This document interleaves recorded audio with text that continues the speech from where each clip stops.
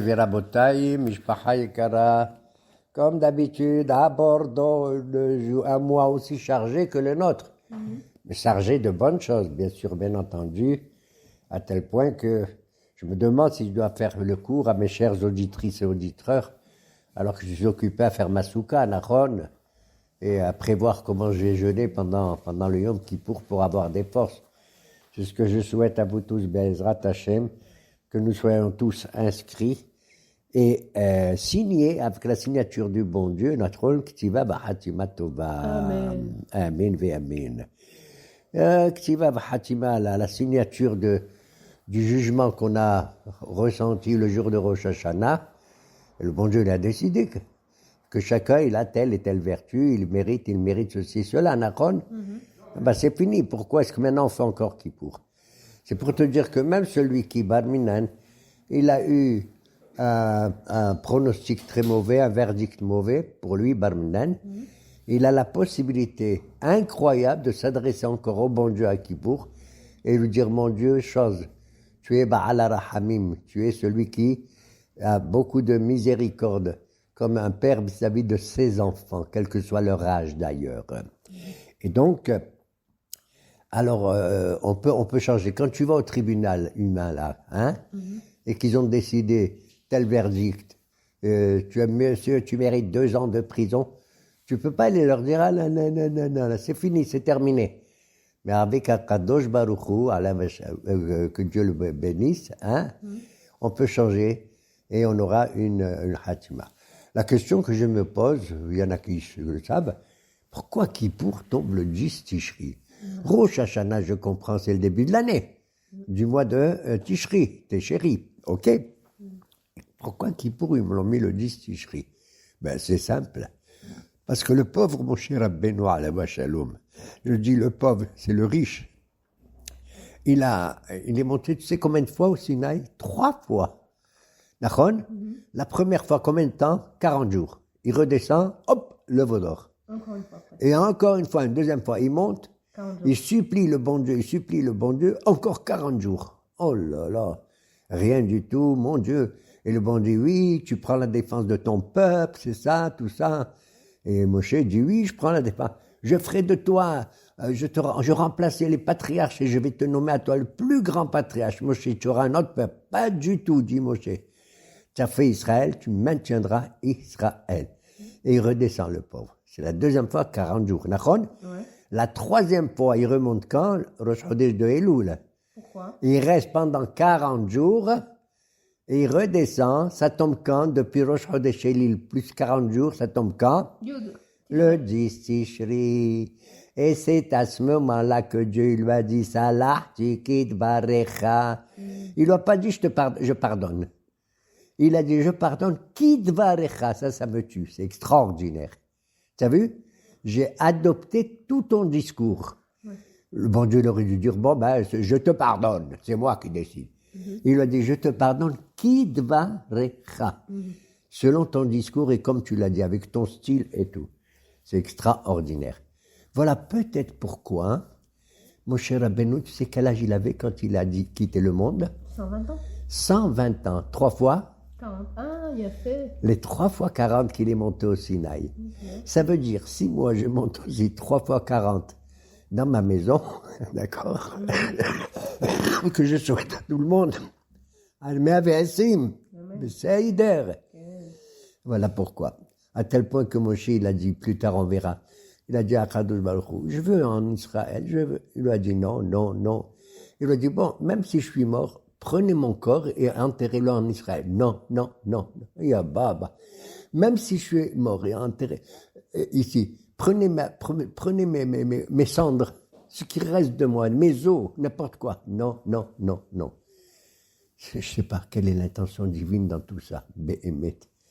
T'as compris? Ouais. Et malgré tout, il ne s'est pas rebellé, Moshe Rabbeinu Alav Shalom, contre tous. À tel point que le dernier jour de sa vie, c'était le 7 Adar, tombé un Shabbat, tu sais, et qu'il aurait écrit 13 Sefer Torah, tu entends? 12, il les a donnés aux 12 tribus d'Israël, et 1, il l'a mis à l'intérieur du Aaron à Kodesh. Nahon? Mais comment il a pu écrire ça? J'ai rien compris. nos haramim, surtout certains les kabbalistes, il dit, il a écrit ça avec une plume magique. D'accord? Bon, il a écrit, tu te rends compte?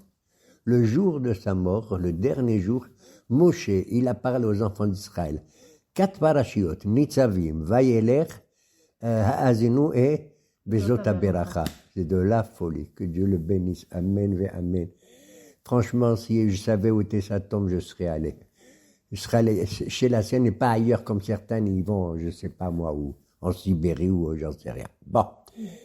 Et donc, Tadir Vesheno Tadir, prochain Shabbat, il faut lui accorder la préférence, c'est on va lire la paracha de Azinu. Azinu. Ah oui, écoutez, entendez.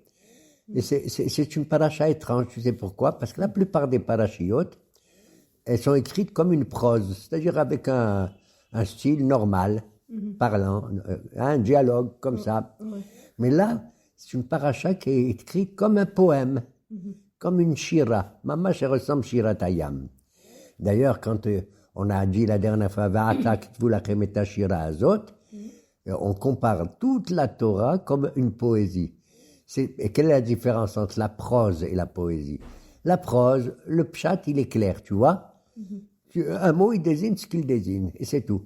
Mais dans un poème, un mot, il ne désigne pas que lui-même, il a beaucoup de remazim, beaucoup d'allusions. On peut l'interpréter de plusieurs façons. Alors on dit, pourquoi il a écrit cette paracha maintenant, Moshe? Certainement avec le Ruach HaKodesh d'Akadosh Baruch Hu, bien sûr. Eh bien, il va, Azinu Hashamayim Adabera. Écoutez-moi les cieux, je vais parler. Vetishma haaretz imnefi. Et par là même, la terre entendra, écoutera ce qui sort de ma bouche. Pourquoi il dit ça? Parle aux Juifs. Normal. Parle aux Juifs normalement. Ouais. Il leur parle, mais il leur dit, mesdames et messieurs, jusqu'à présent, je fais que vous parler de tout le livre de Devarim. J'ai l'impression que vous n'écoutez pas ce que je dis. Vous voulez que je vous donne un exemple, moi, des gens qui écoutent mieux que vous? Quoi? Il a dit oui, le ciel et la terre, ils entendent mieux que vous. Hein? Oui, Azinu Hashamayim. Prêtez l'oreille, ô les cieux. Quand tu dis prête l'oreille à quelqu'un, ça veut dire que tu es à côté de lui. De là, j'apprends que Moshe Rabbeinu, il était en haut, presque dans le ciel quand tu parlais. D'accord? Et alors, si le ciel, il entend et tend l'oreille, parce que moi, Adabera, je vais parler avec une force, parce que le mot Daber, ça parler avec une force. À ce moment-là, Vetishma haaretz. Même la terre, qui est la matérialité, le homer, ce monde dans lequel nous vivons, écoutera Imrefi, la douceur de ma bouche. Il y a la différence entre Vaïdaber et Vayomer, d'accord? D'ailleurs, on dit qu'il faut parler gentiment, parler fort avec les hommes et parler doucement avec les femmes. J'ai oublié le pasuk, mais c'est connu. Bet Yaakov. Kotomar le Bet Yaakov. Kotomar le Bet Yaakov. Tagid le Béné Israël. Bon, ok, admettons cela. Besséder. Alors, quelle morale il voulait donner aux enfants d'Israël? Alors les Juifs, ils entendent ça, ils disent, mais comment? Le ciel et la terre, ils écoutent le bon Dieu mieux que nous? Il leur a dit oui. Comment oui? Il leur a dit oui. Quand le bon Dieu il a créé le ciel, il a mis les astres et tout, et il a mis le soleil et la lune. Dites-moi, depuis le début de la création, le soleil se lève à quel côté? À l'est, dans le Mizrah. Et il se couche où? À l'ouest, le Ma'arab. Bon, aujourd'hui et demain, pareil. Après-demain, pareil. Ça fait des centaines d'années que le soleil, il écoute, il obéit automatiquement à ce que Dieu lui a dit dès le début. Il n'a pas changé. Il n'est pas rebelle? Est-ce que tu as vu un jour le soleil il n'est pas rebelle? Est-ce que tu l'as vu se lever à l'ouest et se coucher à l'est? Jamais. Même quand le Yoshua Binoun lui a demandé, Shemej, Dom, Begivon, Dom, arrête-toi soleil. Il a obéi même à comment il s'appelle? À Yoshua. Et même Moshe aurait fait ça une fois. D'accord? Incroyable. Vous entendez? Le ciel, il obéit mieux à la parole divine que vous. Et la terre? Ben la terre aussi. Tu prends une graine de blé, madame. Tu la mets dans le sol, d'accord? Qu'est-ce qu'elle va donner? Du blé. Est-ce qu'elle dit non, non, non, moi je veux donner de l'or, je veux donner de la lavande, je veux donner autre chose? Non, elle obéit. Tu te rends compte? De là, j'apprends que les valeurs célestes qui sont très spirituelles, elles se conjuguent avec les valeurs terrestres. T'as compris? C'est-à-dire la nature. De là, j'apprends que l'étude de la Torah, par exemple, hein, elle est céleste, c'est Rouhani. Eh bien, elle doit se marier avec les sciences de la nature, les sciences naturelles. T'as compris? Ça veut dire que le bon Dieu, il dit, autant vous devez écrire et étudier les mitzvot de la Torah, qui sont Rouhani, mais autant vous devez aussi étudier les lois de la nature. Comment tu l'apprends? Mais parce que, enfin, pourquoi je suis dans ce monde ici? Grâce à qui? Aux savants. Grâce à ceux qui ont découvert l'électricité, ceux qui ont découvert le masgan, ceux qui ont découvert comment fabriquer des maisons, etc. Mais c'est d'air. Et ça, je ne m'y connais pas. Ceux qui ont découvert les atomes, les protons, les électrons, etc. Maintenant, il y a la science évolue pour notre bien à nous. Et d'où elle vient? Elle vient de quel ventre, la science? De la nature. Il ne faut pas rejeter la nature. Il faut la marier. C'est comme un mariage entre le ciel et la terre. Voilà pourquoi Moshe dit, prêtez l'oreille aux cieux et que la terre entende les paroles les plus douces, pas les plus dures, les plus douces de ma bouche. C'est-à-dire, il faut les marier les deux. Les deux. Et c'est quoi Yarof, comme Atar l'écrit? Qu'est-ce que c'est? Et alors, et ils l'ont dit, alors bon, le ciel et la terre, quel intérêt on a? Mais je viens de vous dire. Alors je continue. Deuxième verset de la paracha. Ya'aruf kamatar likhi tizal katal imrati. Ma pluie, matar, c'est une pluie un peu forte, tu vois. Ya'aruf, c'est-à-dire, ça veut dire elle est forte, elle peut casser entre guillemets. Elle arrive de manière brutale, des fois. Likhi, comme mon enseignement, comme les kartov natati lachem, d'accord? Il y a des fois, il faut utiliser la force pour enseigner à nos élèves, d'accord? Elle fait ça, mais on ne sait pas que même dans cette force se cache un intérêt pour nous. Ya'aruf, la matar likhi.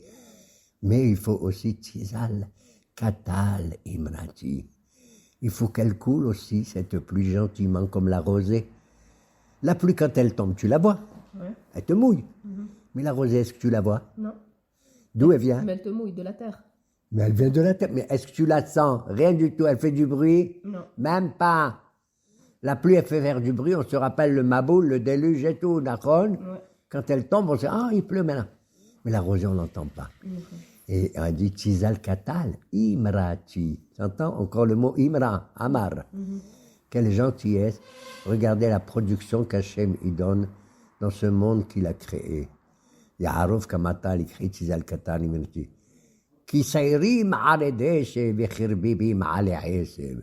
Elles sont tellement magnifiques que même la pluie qui est forte, comme les Sa'irim, hein, eh bien, elle va produire quelque chose. Elle va produire du déchet, du gazon.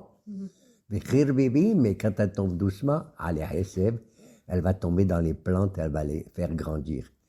Et tu as vu comment même dans la nature, les savants, ils ont découvert tout ce qu'il faut dans les plantes. Oui ou non? Ouais. C'est incroyable. Regarde, un jour, moi j'avais oublié, quand Isaac Abinou, il a voulu bénir Yaakov. Il a voulu le bénir avant de mourir. D'accord?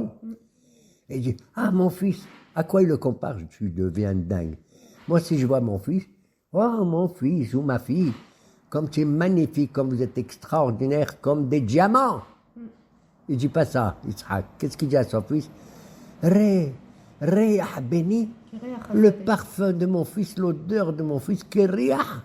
Comme l'odeur de quoi? Assadé des champs. Dis-moi, c'est tout ce que j'ai trouvé comme comparaison.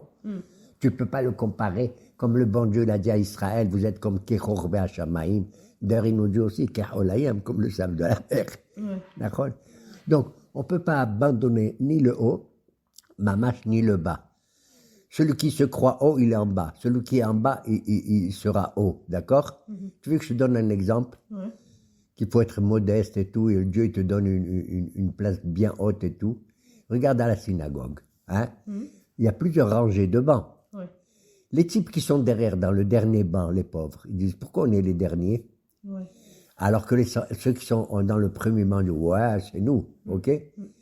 Il y a un moment dans la vie, quand on fait la prière le Shabbat, On se et tourne. qu'on récite les Chadodi, et quand on récite le pasuk Boi Beshalom Ateret Ba'ala, d'accord? Ouais, on se tourne. On se tourne vers la porte. Ça fait ceux qui sont dans la dernière rangée, ils deviennent les premiers, et ceux qui sont dans la première, ils sont les. Dernier. Quand? Au moment où tu accueilles le Shabbat. Ouais. Tu accueilles Melech Malchi Amelachim Akadosh Baruch Hu. Yafé. Surtout qu'à Kippour et tout ça, le Akadosh, comme ils disent les Hasidim, Amelech Basadeh. Le roi, il a quitté son palais pour venir vers nous. Où on a vu ça? Au lieu que c'est nous qu'on fasse tchouva, qu'on va vers lui, c'est lui qui vient vers nous. Melech Malchi Amelachim Akadosh Baruch Hu. Ouais. Et Kishem Hashem Ekra. Et le troisième verset, on va s'arrêter là quand même, parce qu'il est long, la Shira c'est de la poésie. Et il dit juste après Moshe, Kishem Hashem Ekra, avu godel l'Elohenu. Quand je vais prononcer le nom de Dieu, accordez-lui à ce Dieu la grandeur qu'il mérite. Avu godel l'Elohenu, à notre Dieu. De là, nos haramim, ils ont institué que quand on entend une bracha, il faut répondre Amen, Amen, Amen, Amen. D'accord? Tu acceptes et tu dis Amen. Et dans le Beth Amikdash, il ne disait pas Amen, il disait Baruch Shem Kevod Machuto Leolam Vaed. C'est ce qu'il faisait. Et à voix haute. À chaque bracha? Non, à chaque fois. Non, quand ils entendaient le Kohen Gadol à Kippour, dans le Beth Amikdash. Et le Kohen Gadol, il disait le nom de Dieu spécial. Je ne sais pas comment il est. C'est le Yud Ke Vav Ke, mais d'une certaine manière, méforage, bien décrit. Il y a plusieurs sortes, ok? Ouais. Voilà donc cette paracha à Azinu. Ah, attends, il y a autre chose incroyable entre le ciel et la terre. Cette paracha, elle commence par quoi? Azinu Hashamaim. Bah ouais. Et elle finit par quel verset? Vechiper admato amo. Il va pardonner, purifier et laver son peuple avec la terre. Pas le Eretz seulement, mais l'Adama. C'est incroyable. Ouais. D'ailleurs, le premier homme, il s'appelle Adam à cause de Adama. Ok, Ouais, ok. Mais c'est dire. Mais pourquoi Moshe il nous dit Kitvu Lachem et Ashira Azot? Il dit Kitvu lachem et tashira azot, c'est la mitzvah, on l'a déjà dit, c'est pour écrire un Sefer Torah. Non, pour écrire un Sefer Torah. Et il ne parle pas que de ce verset. Non, il est arrivé à un degré où il ne parle pas comme un simple intellectuel à la prose et tout. Là, il est dans le ciel. Et donc, il utilise la poésie. Ça me rappelle, tu sais, cette paracha, qui est presque la fin de la Torah, ça me rappelle le début de la Torah aussi. Bereshit. Bereshit bara Elohim quoi? Et Hashamayim. Hashamayim ve'etaretz. Au début, le bon Dieu l'a dit, je vais créer le ciel et la terre. Et brusquement, ve'aretz, aïta tohu babou. Mais la terre, elle dit, waouh, je suis tohu babou. Hoshech, il y a des ténèbres. Alpenam, ve'ruach Elohim, il y a du vent, tout ça. Alors, comme elle crie, elle hurle, elle a peur, elle n'est pas bien. Qu'est-ce qu'il fait, le bon Dieu? Il a commencé à faire le ciel, il ne le termine pas. Il dit, ciel, attends, Rouhani, attends. Je vais m'occuper de quoi? De la science, de la nature et tout. La terre, la pauvre, elle hurle. Hein? Je vais m'occuper d'elle. Bécéder.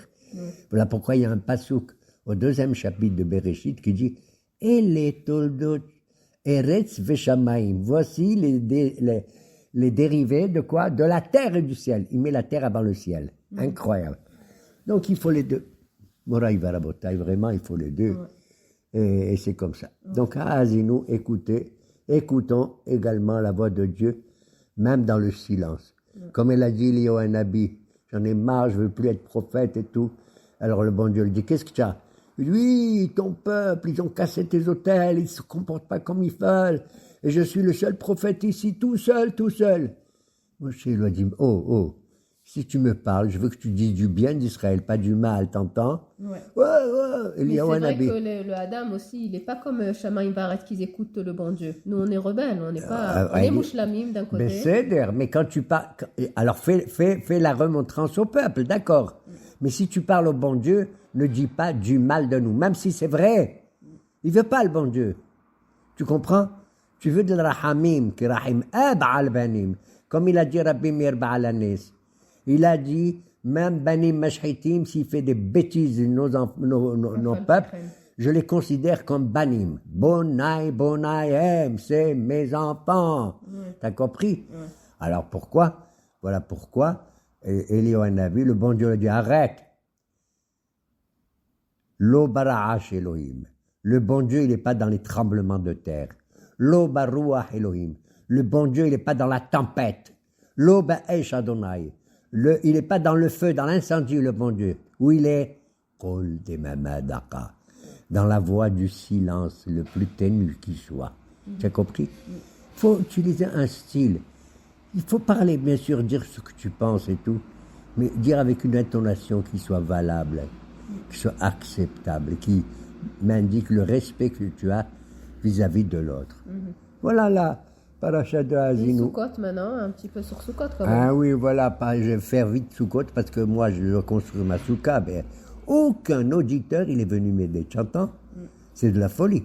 Ils sont là, ils écoutent, ils étudient la Torah, mais moi, il faut que j'aille faire vite ma souka. Pourquoi on fait une souka? Pourquoi brusquement? Pourquoi on fait une souka? Quand je fais une souka, ça veut dire que c'est une demeure provisoire. Pendant 7 jours, on doit habiter pendant une cabane. Et ce qui compte le plus, c'est le toit de la cabane. Et le toit de cette souka, tu te rends compte? Il faut à nouveau le faire avec quoi? Pas avec des diamants, avec des, je n'en sais rien, des choses importantes. Tu vas mettre sur le toit des plantes. Tu entends? Du palmier, par exemple. Hein? Vous savez, on retombe dans la nature. Regarde comment la nature, elle s'élève jusqu'au toit de la souka. Un toit en hébreu s'appelle srach, souka, srach, d'accord?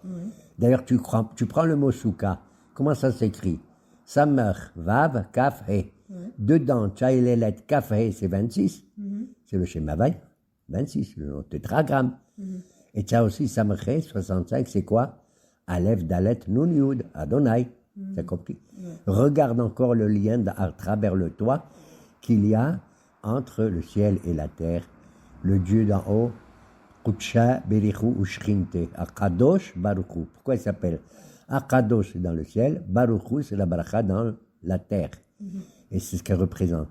C'est une demeure provisoire. Et pourquoi tu me fais habiter là-bas? J'ai ma maison. Il a dit non, je veux que vous soyez joyeux, parce qu'il y a 3 fois le mot Vesamarta dans la fête de Sukkot, tu entends? Je veux que vous soyez joyeux, même si vous demeurez dans un endroit qui est provisoire. Vous devez savoir qu'il y a une durée qui est limitée de notre existence dans ce Olam Hazé. Mais respectez ce Olam Hazé aussi. Aimez-le comme il convient. Tu as compris?